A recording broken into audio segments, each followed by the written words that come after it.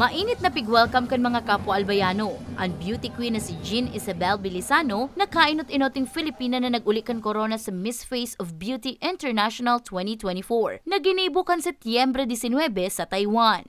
Aga ka nakaaging Lunes kan mag-abot sa Albay ang Albayana beauty queen. Sigun sa iya, hastangon yan.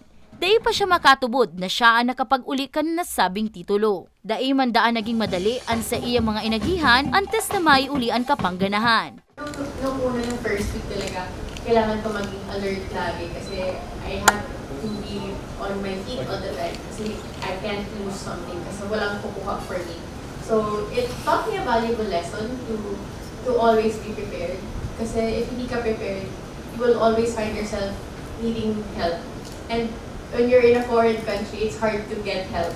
So that's what I really value in my journey. At the same time, very humbling po yung journey for me. In Albay, in Bicol, in the Philippines, very different ang pageantry landscape. It's very glamorous and it's perceived as very extravagant.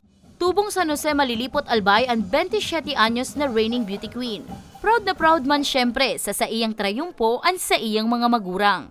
Siyempre, sobrang proud kami at least may nangyari so hirap mi so pag sakripisyo at least nagbunga na medyo nakaka-relax na. I mean, may nangyari lamang sa pagpara hero-hero pagpara kupot-kupot na ano siya sa passion niya, sa ambition niya. I can say na I'm really very proud of my daughter kasi nga aside from beauty and brain nga ni kasi impromptu siya, kaputo ng question, directly nakakasimbag siya.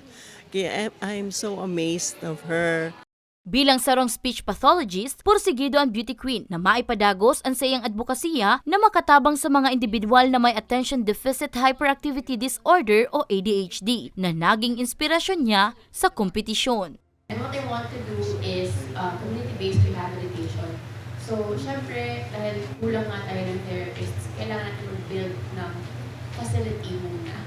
But then, paano tayo magkakaroon ng facility kung walang people to be in the facility? I go to their houses, provide assessment, and then kapag kaya ng schedule, I can meet them on a weekly basis. So, 1 hour per kid. So, ngayon po yung route ko is meron akong Daraga, Legazpi, Tabaco. Sometimes, pag hindi conducive sa bahay nila, I invite them to my house. Pero, syempre, hindi siya sustainable. Hindi ko din talaga siya kaya gawin forever. At hindi ko din siya kaya i-devote yung whole week ko to them. So, hopefully, maybe we can partner up with different agencies na pwede tayo mag-deliver ng mas malaking access to speech therapy. Hopefully, magkaroon tayo ng ganun kind of project. And I'll be willing to help.